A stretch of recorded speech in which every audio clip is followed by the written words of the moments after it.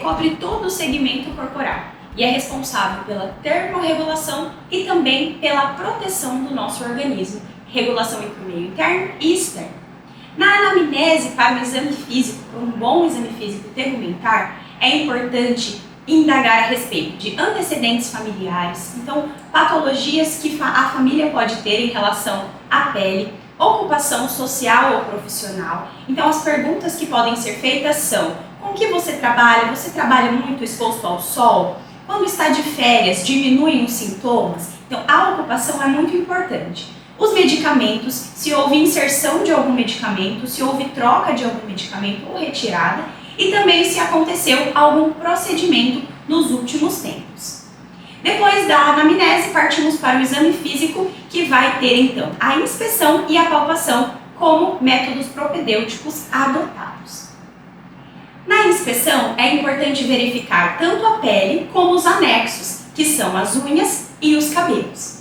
Na pele, você vai identificar alterações na cor, na uniformidade, na hidratação, na higiene, perdas e outras alterações teciduais. Em relação às unhas, é importante verificar a cor, a consistência, configuração e aderência. E os cabelos, a quantidade, distribuição, cor, textura e aderência. É importante salientar que a observação da pele, ela acontece no dia a dia, conforme o cuidado com o paciente também acontece.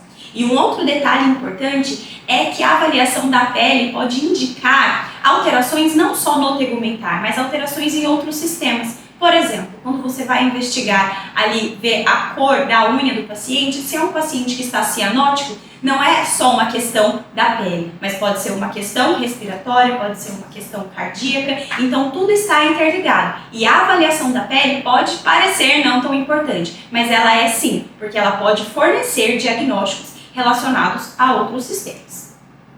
Na palpação, é importante verificar a presença de lesões sólidas, a sua localização, volume, textura, elasticidade, turgor, espessura e temperatura. E um dos métodos que nós utilizamos é a compressão, que vai auxiliar no diagnóstico de edema, verificar a presença de sensibilidade superficial e profunda, dermografismo, perfusão periférica e outras alterações. Então a compressão é um método muito utilizado. Recapitulando então, no exame físico, nós vamos verificar a coloração dessa pele, a integridade, se há alguma ruptura na integridade da pele, a umidade, se esse paciente está muito úmido ou se está faltando umidade, a textura dessa pele, a temperatura, que também, como eu falei, pode estar relacionado a outros processos inflamatórios e infecciosos, a elasticidade, o turgor, a sensibilidade e a presença de lesões, tanto na pele como nos seus anexos, que são unhas e cabelos. Conforme nós vamos avaliando essa pele, pode acontecer de um dia para o outro ou o paciente já chegar com uma lesão. Essas lesões podem acontecer e podem vir com o paciente ou o paciente pode desenvolver ao longo do nosso tempo de cuidado com ele, ao longo da sua internação. Então é importante que aconteça essa avaliação da pele diariamente. Não se pode avaliar o paciente quando ele chega e avaliá-lo só lá para frente, principalmente nos pacientes acamados, para nós evitarmos os riscos de lesão por pressão.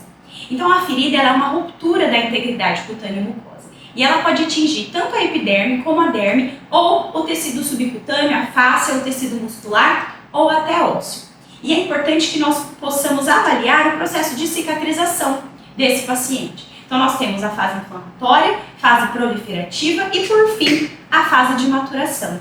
Esse processo de cicatrização vai ter como base alguns fatores que podem influenciar. Então, a idade, o biotipo, fatores ambientais, sociais, hábitos, condições nutricionais, porque esse paciente precisa de nutrientes para conseguir fazer essa cicatrização bem feita, as doenças de base, imunossupressão e doenças vasculares. Lembrando que a cicatrização pode acontecer por primeira ou segunda intenção.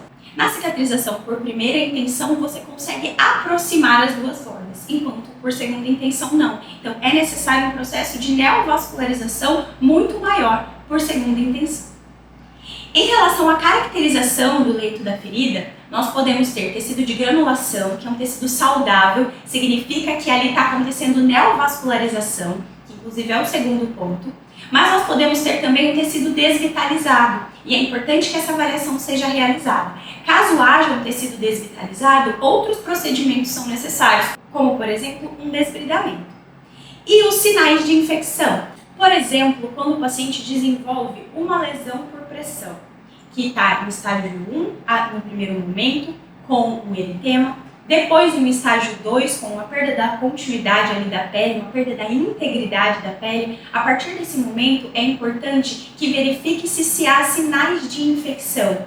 Esses sinais de infecção podem ser dor, pode ser calor, pode ser edema, pode ser vermelhidão, que é o eritema. Então nós precisamos avaliar e verificar a presença de exudato, que pode ser seroso, límpido, sanguinolento, com sangue vivo, serossanguinolento, vai ser um exudato róseo, de uma junção entre o seroso e o sanguinolento, e também pode ser purulento, característica de pus, pode ter odor e outras alterações. Então, o exame físico do paciente precisa passar por todos os sistemas, mas o sistema tegumentar é importantíssimo, porque ele pode e vai alterar outros sistemas.